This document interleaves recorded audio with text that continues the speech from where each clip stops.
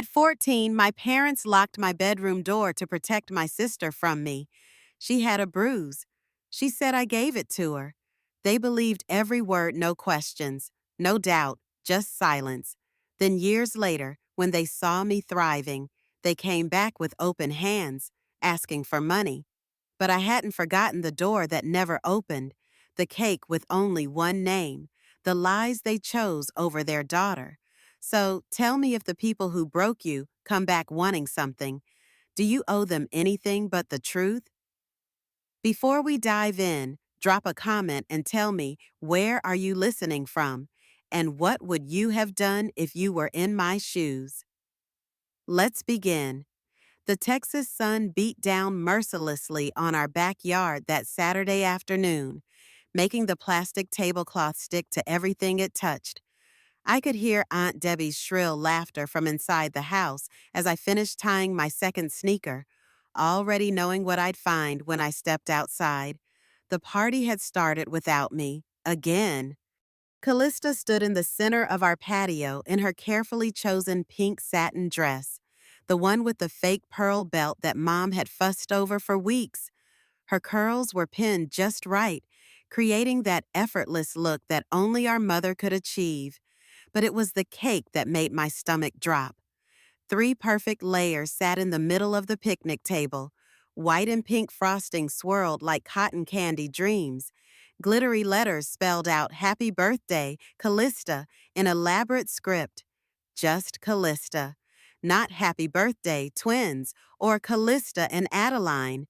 Just her name, as if I'd never been born on this same day 13 years ago. I paused at the back door, gripping the handle, waiting for someone to notice the oversight. Maybe Dad would laugh and pull out another cake from the kitchen. Maybe Mom would gasp and quickly add my name with leftover frosting. But no one looked my way. No one seemed to care that half of today's birthday girl was missing from the celebration. "Adeline, honey, come get some cake," Aunt Debbie called out, waving a plastic knife in the air. She cut a corner piece, not from the beautiful layers, but from a plain sheet cake hidden on the side table. The frosting was already melting in the heat, and there were no candles, no decorations, just chocolate cake on a paper plate. "Here you go, sugar," she said, pressing the plate into my hands. Still warm from the oven. I wanted to ask why my name wasn't on the real cake. I wanted to know why I got the leftover dessert while Kalista posed for pictures with her 3-layer masterpiece. Instead, I mumbled "thank you" and found an empty spot on the porch swing. Kalista was already unwrapping presents, her new camcorder in hand, a gift from Uncle Ray. She pointed it at her growing pile of gifts, practicing her smile like she was rehearsing for television. "Say hi to my birthday vlog," she giggled into the camera. "I'm 13 now." I took a bite of my cake, but the frosting was too sweet, cloying on my tongue. We were both 13, but apparently only one of us was supposed to age today. When Dad walked by with his beer, I stood up carefully. "Dad, why isn't my name on the cake?" He didn't even slow down. "Don't start. Adeline, it's just a cake. Don't make a scene." That phrase again. Every time something wasn't for me, every time I was excluded, I was the one making it uncomfortable. I swallowed the hurt and sat back down, watching my twin sister command the attention of every adult in our backyard. Later, Mom found me picking at the hem of my shorts. "Why are you over here sulking, honey?" "I'm not sulking," I said quietly. She brushed a strand of hair from my forehead with a gentle smile. "You're not really the cake type anyway, are you?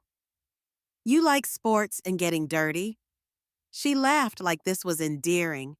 "You know we love you both." Then she walked away to adjust Callista's tiara. Yes, she was wearing a tiara, leaving me alone with my half-eaten corner of sheet cake. The only person who seemed to notice my absence from the festivities was Grandma Marian. She sat in her usual spot by the sunroom window, watching the chaos outside with knowing eyes. When I passed by her chair, She quietly slipped a crumpled $5 bill into my palm. "Treat yourself sometime, baby," she whispered. It wasn't much, but in that moment, it felt like everything. The newspaper article was small, barely 3 inches in the local sports section, but it featured a photo of me scoring the winning goal for our middle school soccer team. "Local 8th grader shows promise," the headline read. I cut it out carefully and taped it to my bedroom wall, right next to my participation ribbons. For exactly 2 days, I felt special. "Did you see this?" I heard Mom say to Mrs. Patterson from next door. They were standing by the mailbox, and Mom was holding the newspaper. "Our Adeline made the paper." "How wonderful," Mrs. Patterson exclaimed. "You must be so proud." "We are," Mom replied, but her voice carried that careful tone she used when she wasn't entirely sure how she felt about something. Though I do worry about her getting too focused on sports. Kalista's more well-rounded. Piano, honor roll, the school play. I stopped listening and went inside, the warmth from the newspaper clipping already fading. That evening at dinner, Kalista was unusually quiet. She pushed her mashed potatoes around her plate, stealing glances at me when she thought no one was looking.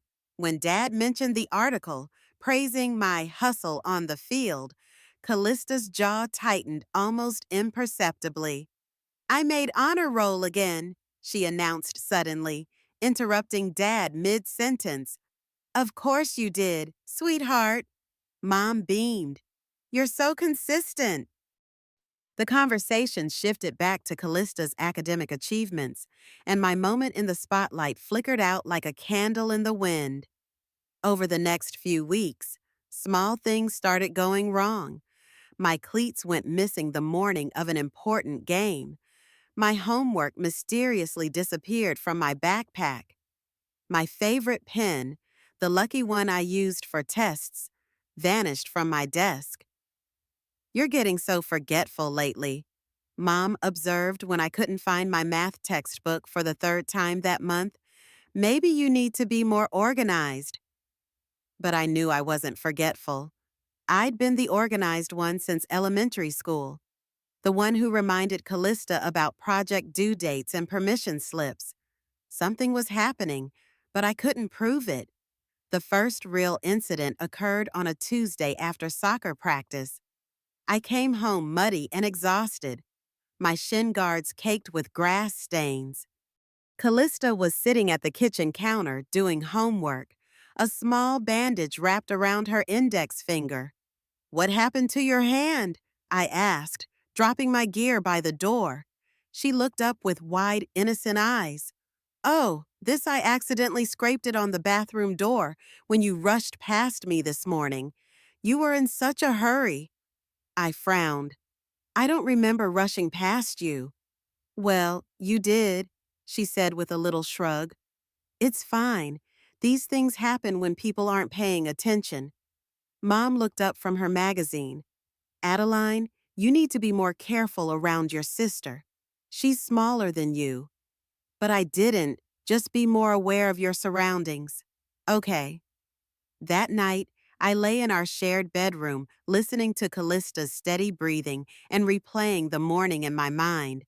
I remembered being careful, remembered checking to make sure the bathroom was empty before going in. But doubt crept in anyway. Maybe I had been rushing. Maybe I hadn't been paying attention. Maybe this was my fault after all. By the time spring arrived, I had thrown myself into every activity I could manage: soccer, track, volunteer work at the animal shelter, tutoring younger kids in math. If being well-rounded was what made you worthy of attention in our house, then I was going to be the most well-rounded person in Texas. The strategy backfired spectacularly. "You're never home anymore," Mom complained when I asked permission to join the debate team. "Family time is important. Adeline?" "Kalista has piano lessons 3 times a week," I pointed out, "and theater rehearsals." "That's different. Those are enriching activities. You're just busy. The distinction stung, but I accepted it. I was busy, and Callista was enriched. I was scattered, and she was focused. I was trying too hard, and she was naturally gifted. The narrative was already written. I was just living it out. Meanwhile, the accidents continued. Callista showed up to breakfast with a bruised shoulder, claiming I'd bumped into her while getting ready for school. She developed a scratch on her arm that she said came from me grabbing her during an argument I didn't remember having. Each incident was minor, easily explained, completely plausible, and each time, our parents' concern for Callista grew a little stronger while their patience with me grew a little thinner. "You've been different lately," Dad said during one of our increasingly rare one-on-one conversations. "More aggressive. Your mother's worried." Aggressive. The word felt foreign in my mouth. "I'm not aggressive, Dad. I'm just trying to keep up." He studied my face for a long moment. "Maybe that's the problem. You don't need to keep up with anyone. You just need to be yourself." But I didn't know who that was anymore. Every version of myself seemed to be wrong somehow. Too loud, too quiet, too focused, too scattered, too much, too little. The lock appeared on our bedroom door on a Thursday in April. I came home from track practice to find it gleaming on the outside of the door we'd shared for 13 years. A small white label was stuck below the handle. "Do not unlock without parental permission." I stood in the hallway for 5 full minutes, staring at that lock, before Mom walked by with a laundry basket. "It's just to make sure Callista feels safe," she said without stopping. "She's been having trouble sleeping." "Safe from what?" I called after her, but she was already down the stairs. That night, I knocked on the bathroom door where Callista was brushing her teeth. She looked at me through the mirror, her expression neutral. "You told them I hurt you," I said quietly. She continued brushing, taking her time with each tooth. When she finally spat into the sink, she turned to face me. "I told them the truth," she said. "You have been hurting me. Maybe not on purpose, but you're intense. You make me nervous." "I've never laid a hand on you, Callista. Not once." She tilted her head, studying me like I was a puzzle she was trying to solve. "Are you sure about that? You've been so angry lately, so jealous. Sometimes I think you don't even realize what you're doing." The certainty in her voice made me doubt myself all over again. Was I angry? Was I jealous? Had I been rougher than I realized, more careless with my words and actions? "I would never hurt you," I whispered. "I know you don't want to," she said softly. "But wanting and doing are different things, aren't they?" She squeezed past me in the doorway, her shoulder brushing against mine, and I found myself stepping back automatically.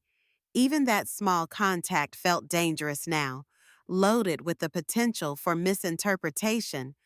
The morning I was expelled, I woke up with a strange sense of dread that I couldn't shake. It was a Tuesday in early May, and I had a geometry test I'd studied hard for. Callista was already gone. She had early morning choir practice, and the house felt unusually quiet. I was eating breakfast when Dad's phone rang. Principal Henderson's voice was loud enough that I could hear it from across the kitchen, even though I couldn't make out the words. Dad's face grew increasingly serious as the conversation progressed. "We'll be right there," he said finally, hanging up. "What's wrong?" I asked, but Dad was already grabbing his keys. "Get your bag. We're going to school." The drive was silent except for the radio playing softly in the background. When we pulled into the school parking lot, I saw Mom's car already there, and my stomach clenched with anxiety. Principal Henderson's office smelled like coffee and disappointment. Callista was sitting in one of the chairs across from his desk, a tissue balled up in her palm. Her left eye was swollen and discolored. the kind of bruise that would take weeks to heal properly. I stopped in the doorway, genuinely shocked. What happened to you? She looked up at me with that bruised eye, and I saw something flicker across her face. Was it satisfaction? But it was gone so quickly I might have imagined it. Sit down, Adeline, Principal Henderson said, gesturing to the empty chair beside Kalista. My parents flanked us like guards. Mom immediately went to Kalista, placing a protective hand on her shoulder. Dad stood behind my chair, arms crossed. We have a serious problem, Principal Henderson began. Kalista came to school this morning with significant facial injuries. She says you hit her during an argument last night. The words hit me like a physical blow. I didn't touch her. I wasn't even home last night. I was at Sarah's house working on our history project. Her mom can verify that. You came home around 10, Kalista said quietly, her voice shaky. I heard you in the hallway. When I asked where you'd been, you got angry. That's not what happened. My voice was getting louder, more desperate. I came home, said hi to Mom and Dad, and went straight to bed. I barely saw Kalista. Principal Henderson consulted a file on his desk. We've had several reports over the past few months about escalating tensions between you girls. Teachers have noticed changes in your behavior, Adeline, increased aggression, difficulty with authority figures. This is insane, I said, standing up abruptly. I didn't hit anyone. I would never hit my sister. Sit down, Dad said sharply, and the coldness in his voice made me sink back into the chair. Principal Henderson leaned forward, his expression sympathetic but firm. Adeline, I know this is difficult, but we have to take these allegations seriously. Combined with the previous incidents and the pattern of behavior we've observed, we have no choice but to suspend you for the remainder of the semester. The room started spinning. Previous incidents. What previous incidents? The times you've pushed Kalista in the hallways, he said, reading from his file. The verbal arguments that required teacher intervention. The incident where you allegedly threw a book at her during study hall. Each accusation felt like another weight added to my chest, making it harder to breathe. None of that happened, none of it. But I could see from their faces that they'd already made up their minds. The evidence was there in Kalista's bruised eye, in the careful documentation of incidents I had no memory of, in my own reputation as the difficult twin who was always causing problems. This is effective immediately, Principal Henderson continued. You'll complete your coursework remotely for the rest of the year. Your record will reflect this disciplinary action. I looked at my parents, searching for any sign of doubt, any flicker of the unconditional love I'd always assumed was there. Mom was focused entirely on Kalista, stroking her hair and whispering reassurances. Dad stared at the wall above my head, his jaw set in a hard line. You don't believe me, I said, the realization hitting me like a physical blow. Nobody answered. The drive home was the longest 20 minutes of my life. When we pulled into our driveway, Dad didn't get out of the car immediately. He sat there gripping the steering wheel, staring straight ahead. I want you to pack a bag, he said finally. What? Pack your things. You're going to stay with your grandmother for a while. For how long? He turned to look at me then, and I saw something in his eyes that I'd never seen before. Not anger, not disappointment, something colder, final. Until you can figure out how to be part of this family without hurting people. Grandma Marian's duplex sat on a quiet street in East Austin, where the houses were small but the yards were big and nobody bothered with manicured lawns. She met me at the door that first evening with a glass of sweet tea and no questions asked. Your room's upstairs, she said simply. Dinner's at 6. For the first week, I barely left that room except to eat and use the bathroom. I called my parents twice, But both times, Mom said they needed space to heal as a family and that maybe I should use this time to think about my actions. By the third week, I stopped calling. Grandma never pushed me to talk about what had happened, but she had her ways of showing she cared. She'd leave little notes in my lunch bag when I finally started attending the local high school. She'd watch my soccer games when I made the JV team. She'd sit with me at the kitchen table while I did homework, not helping, but just being present. You know, she said one evening as I struggled with calculus, your grandfather used to say that the truth has a long memory. Sometimes it takes a while to surface, but it always does eventually. I looked up from my textbook. What if no one wants to hear it when it does? She smiled and patted my hand. Then you tell it anyway, baby, for yourself. If for no one else. High school passed in a blur of academic focus and athletic achievements that my parents never witnessed. I made honor roll every semester, earned a partial scholarship to UT Austin, and captained the varsity soccer team my senior year. Grandma came to every game, cheering louder than any parent in the stands. I started writing during my junior year, just journal entries at first, then short essays about feeling displaced and misunderstood. My English teacher, Mrs. Rodriguez, encouraged me to submit to literary magazines. When I won a statewide high school writing contest, the local paper ran a small article about me. I sent the clipping to my parents with a note, thought you might want to see this. They never responded. College was a fresh start in every sense. At UT, nobody knew me as the troubled twin or the girl who'd been kicked out for violence.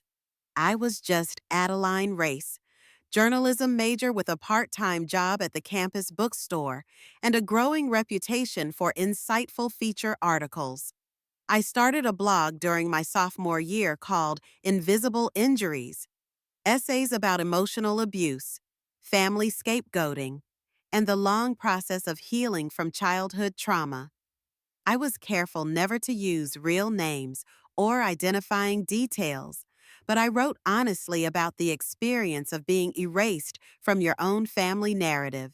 The response was overwhelming. Comments poured in from readers who recognized their own stories in mine. I heard from siblings who'd been pitted against each other, from children who'd been labeled as difficult while their brothers or sisters could do no wrong, from adults still trying to understand why their families had chosen sides against them. You're not alone became my standard response to the most heartbreaking messages. Your experience matters. Your truth matters.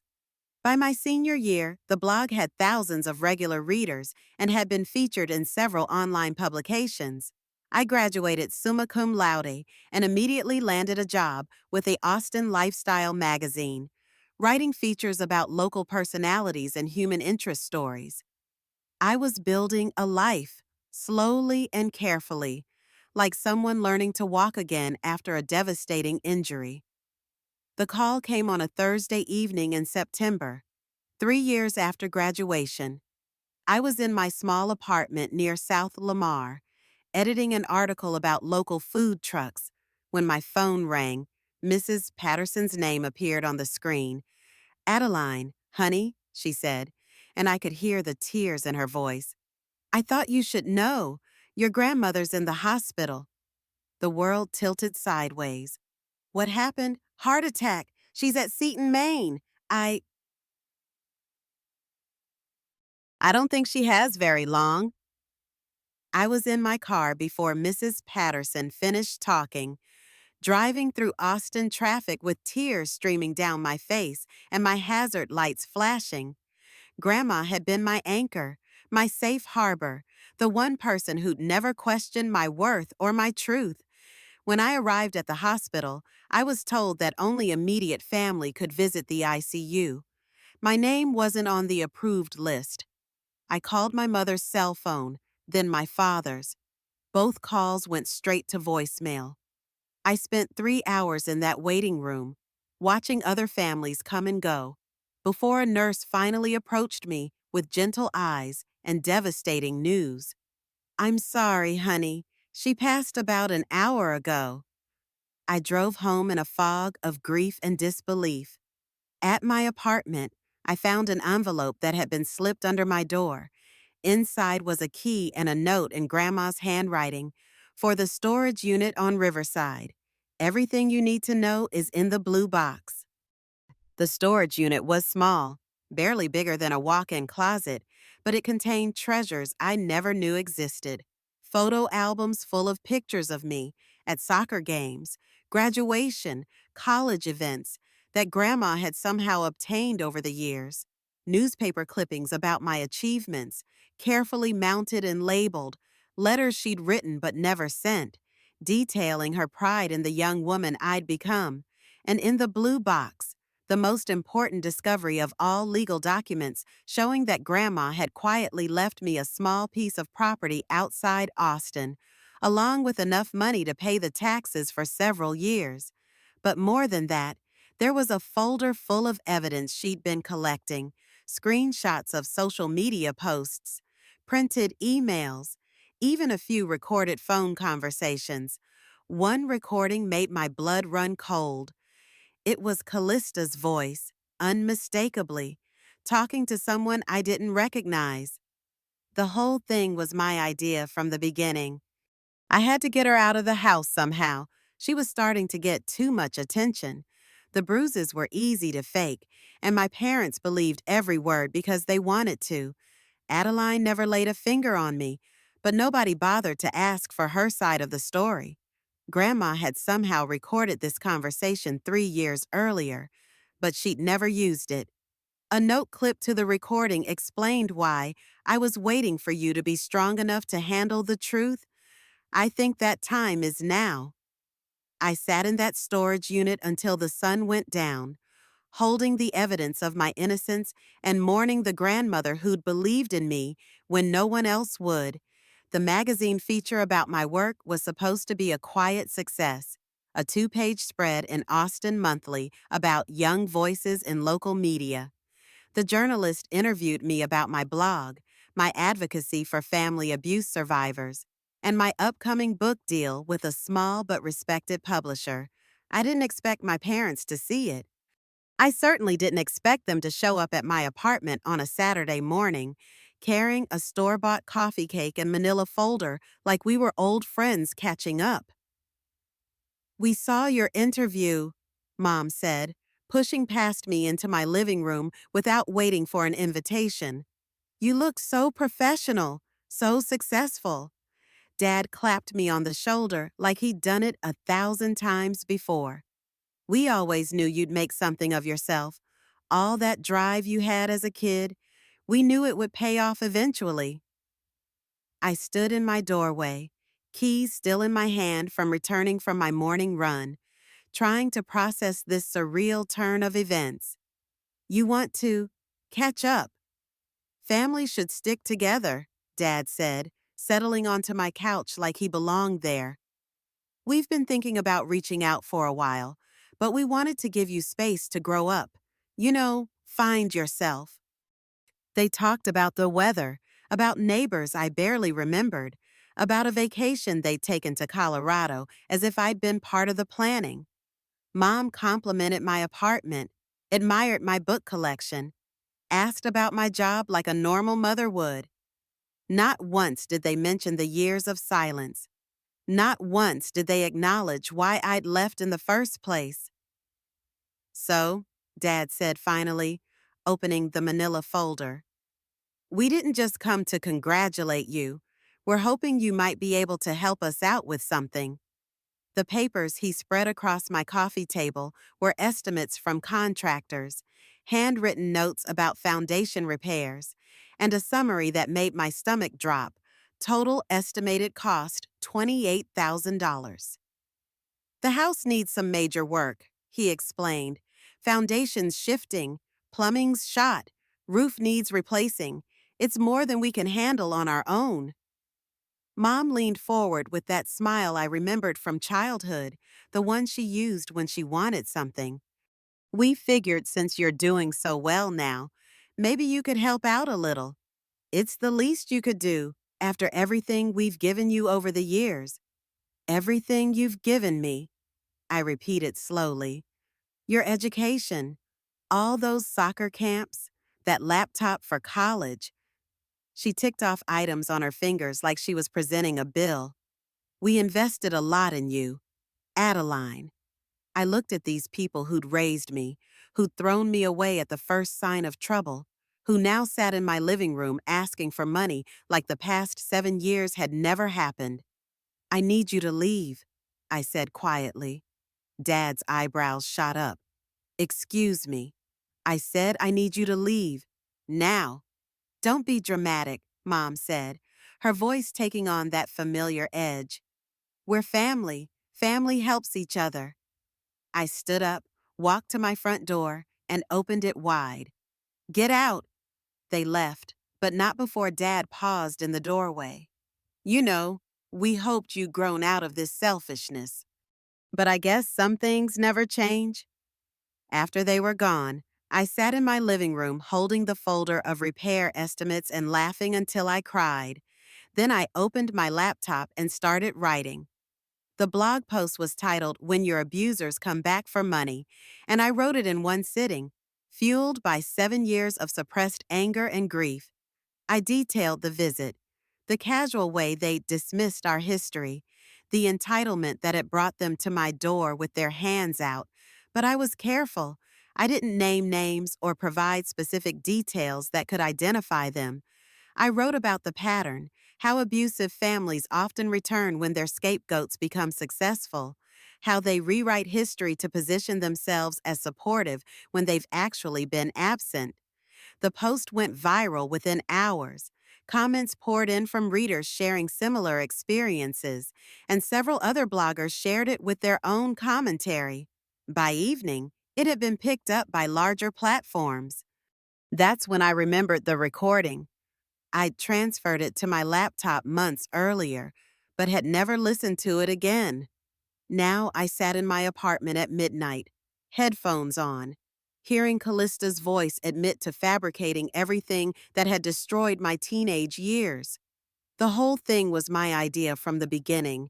I had to get her out of the house somehow. She was starting to get too much attention.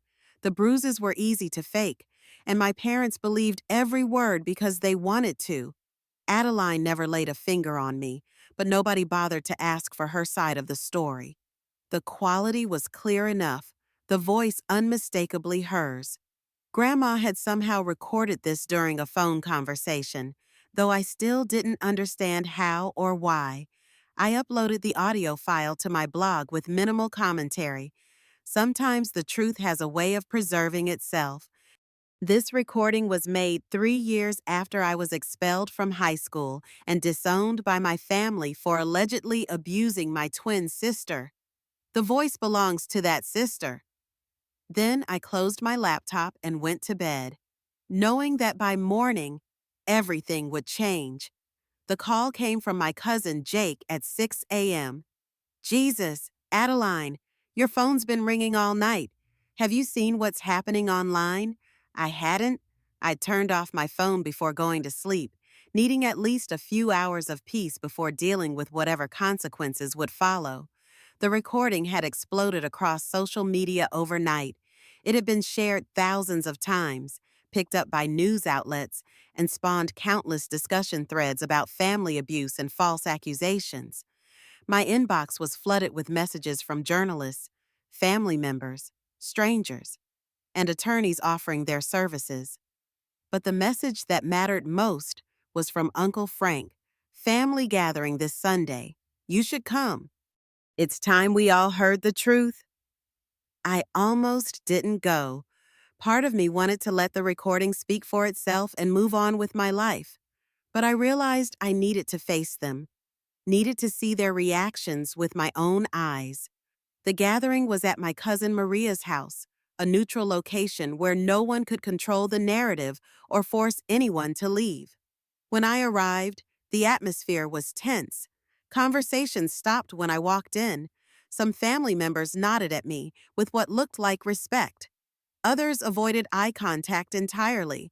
Kalista was there, of course, seated at the kitchen table with Mom flanking her like a bodyguard. She looked older, more brittle somehow, her carefully maintained composure showing cracks around the edges. Uncle Frank had set up a small speaker system in the living room. When everyone was gathered, he stood up and cleared his throat. "Before we eat," he said, "there's something we need to address. Something that's been poisoning this family for too long." He pressed play. Kallista's voice filled the room with casual cruelty. "The whole thing was my idea from the beginning. I had to get her out of the house somehow. She was starting to get too much attention." The silence that followed was deafening. You could hear the hum of the refrigerator, the distant sound of children playing in another room, the tick of the grandfather clock in the hallway. Kalista started crying, not the careful, calculated tears I remembered from our childhood, but ugly, desperate sobs. "It was taken out of context," she said through her tears. "I was joking. I was angry about something else." But even as she spoke, you could see that no one believed her anymore.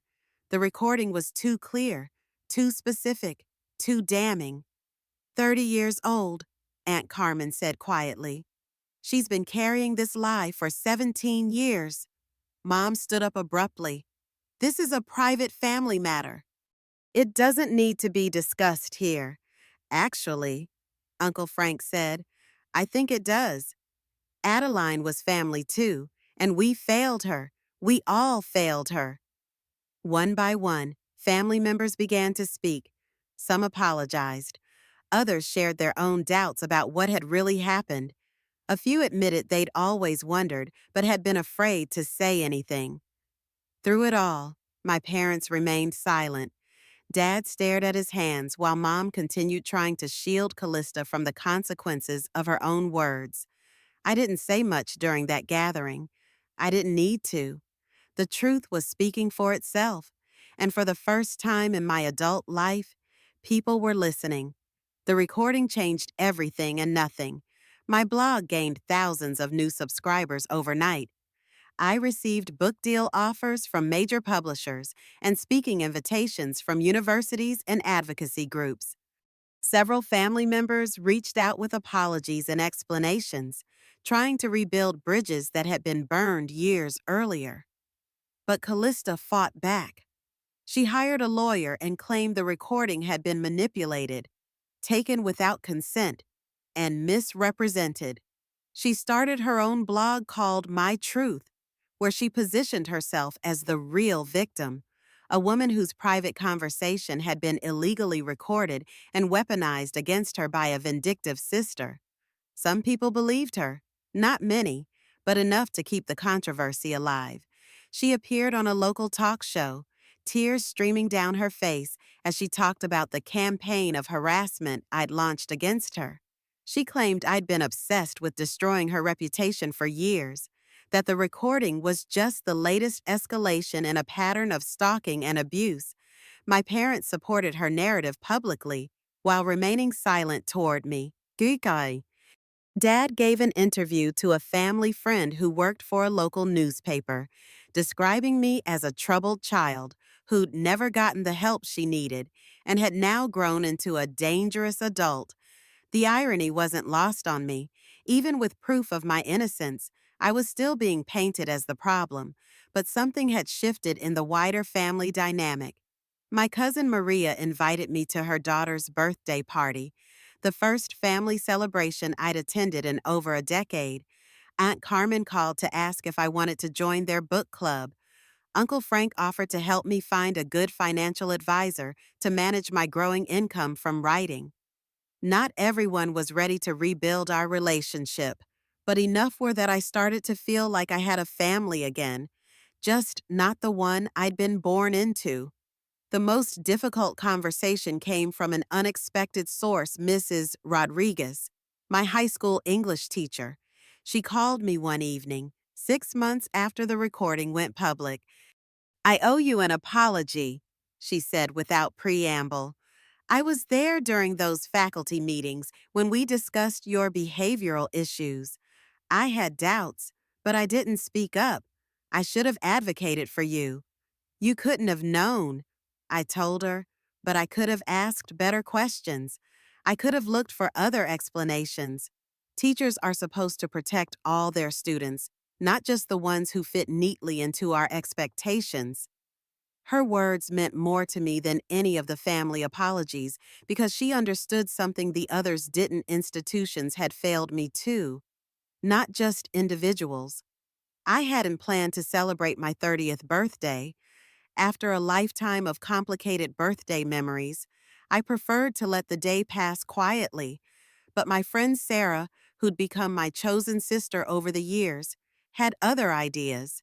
"You're having a party," she announced 2 weeks before the date. "A real party, with people who love you and cake that has your name on it." The gathering was small, just 8 close friends at my apartment, but it felt perfect. We ordered too much Thai food, played board games, and told embarrassing stories about our 20s. No drama, no hidden agendas, no careful navigation of family politics. But the moment that broke me, in the best possible way, came when Sarah's 6-year-old daughter, Emma, emerged from the kitchen carrying a homemade cake. It was lopsided and covered in rainbow sprinkles, with "Happy Birthday, Adeline and Emma" written in purple frosting. "Today's my half-birthday," Emma explained seriously, "so we can share." I stared at that crooked cake with both our names on it and felt something inside my chest crack open. For the first time in my life, my name was on a birthday cake alongside someone who wanted it there. Not out of obligation or guilt, but out of pure, uncomplicated love. "That's the most beautiful cake I've ever seen," I told Emma, and I meant it. She beamed at me with frosting already on her fingers from sneaking tastes. "Mommy helped with the spelling, but I did all of the decorating myself." We cut the cake together, Emma insisting on giving me the first piece because it's more your birthday than mine. As I took that first bite of slightly too sweet frosting and uneven layers, I realized something profound. This was what family was supposed to feel like. Later, after everyone had gone home and I was cleaning up the remnants of the party, I found myself thinking about all the birthdays I'd spent alone or forgotten. The cake with only Kalista's name, the corner piece of sheet cake, the years of buying myself cupcakes and lighting borrowed matches. None of it had been wasted. All of that pain, all of that loneliness had led me to this moment, surrounded by people who chose to love me, who celebrated my existence without conditions or reservations. I opened my laptop and started writing. Today I turned 30, and for the first time in my life, my name was on a birthday cake alongside someone who put it there out of love, not obligation. Her name is Emma. She's 6 years old, and she taught me something I'd been trying to learn for decades. Family isn't who you're born to. It's who chooses to show up for you again and again, especially when it's difficult. I published the post without editing it, then closed my laptop and went to bed, finally understanding what it meant to be enough. 2 years later, I'm sitting in my new office in downtown Austin, putting the finishing touches on my second book. The Invisible Injuries became a bestseller, leading to speaking engagements across the country and a platform I never imagined I'd have. My second book, Chosen Family, explores how adults can build healthy relationships after surviving family trauma. The success still feels surreal sometimes. I've appeared on national talk shows, been quoted in major publications, and received thousands of letters from readers who found hope in my story. But the achievement I'm most proud of is quieter. I sleep well at night. I trust my instincts. I don't apologize for taking up space.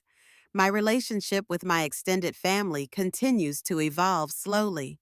Some cousins have become close friends. Others maintain polite distance. Uncle Frank and I have coffee every few months, and he's become something of a father figure.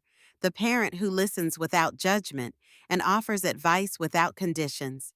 My parents and I have had exactly 3 conversations in the past 2 years. The first was when Dad called to tell me Mom had been diagnosed with early stage breast cancer. I sent flowers to the hospital with a card that said simply, "Wishing you healing." The second was when they wanted to discuss my book before it was published, worried about how they'd be portrayed. I told them they were welcome to read it when everyone else did. The third conversation happened last month.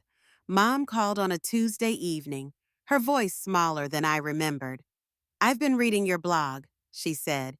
"And your book." "Okay," I said, not sure where this was going. "I need you to know that I don't think we handled things well when you were younger." It wasn't an apology exactly, but it was acknowledgement. After 32 years, it was something. "Thank you for saying that," I told her. Would you? Would you be open to having dinner sometime? Just the two of us?" I considered it for a long moment. "Maybe, but I need you to understand that I'm not the same person who left your house 17 years ago. I won't shrink myself to make others comfortable anymore." "I know," she said quietly. "I'm not the same person either. We haven't had that dinner yet, but the invitation sits between us like a door that's been opened just a crack. I might walk through it someday, or I might not. Either choice is mine to make, and that autonomy feels like its own kind of victory. Kalista and I exist in separate worlds now. She moved to Dallas, married a man she met at church, and had 2 children. According to family reports, she's a devoted mother and active in her community. She never responded to my attempts at reconciliation after the book came out, and I've stopped trying. Some relationships can't be repaired, and accepting that has been its own form of healing. I think about her sometimes, though not with anger anymore, but with something closer to sadness. I wonder if she ever feels the weight of what she did, if she lies awake at night remembering the lies that shaped both our lives. I wonder if she's teaching her children to tell the truth, or if the patterns are already repeating. But mostly, I don't think about her at all. I think about the life I'm building, the people who show up for me, the work that gives my pain purpose. Emma is 8 now, and she still insists on sharing her half birthday with me every year. Last year, she made me a card that said, "Happy birthday to my bonus aunt who writes books and tells the truth." I have it framed on my desk, right next to a photo of Grandma Marian and me at my college graduation, the last picture we took together. Sometimes people ask me if I regret going public with my story, if the cost of speaking my truth was worth it. The question always surprises me because it implies I had a choice in staying silent. But silence was killing me slowly, poisoning every relationship I tried to build, making me doubt my own memories and perceptions. Speaking up didn't fix everything. It couldn't give me back my childhood or erase the years of exile. But it gave me something more valuable: the ability to trust myself. The truth, as Grandma used to say, has a long memory. Sometimes it takes decades to surface. Sometimes it requires evidence and witnesses and public platforms to be believed, but it always finds a way to be heard if you're brave enough to keep telling it. I'm not the same girl who stood in that backyard 17 years ago, staring at a cake with someone else's name on it. I'm not waiting for permission to exist anymore, not asking for my name to be included in someone else's story. I became the woman their silence raised me to be. And it turns out, she's exactly who I was meant to become. I became the woman their silence raised me to be, and it turns out, she's exactly who I was meant to become. Here's what I learned. The truth has a long memory. It might take years, even decades to surface, but it always finds a way to be heard if you're brave enough to keep telling it. To everyone listening who's ever been made to doubt their own truth, who's been erased from their family's story, or who's had to rebuild their identity from nothing, your experience matters. Your story matters. You matter. What's your story? Have you ever had to choose between family loyalty and your own truth? Drop your thoughts in the comments below. I read every single one. And if this story resonated with you, hit that like button and share it with someone who needs to hear it. Sometimes we all need a reminder that we're not alone in this. Until next time, keep telling your truth. The world needs to hear it. Yeah, yeah, yeah.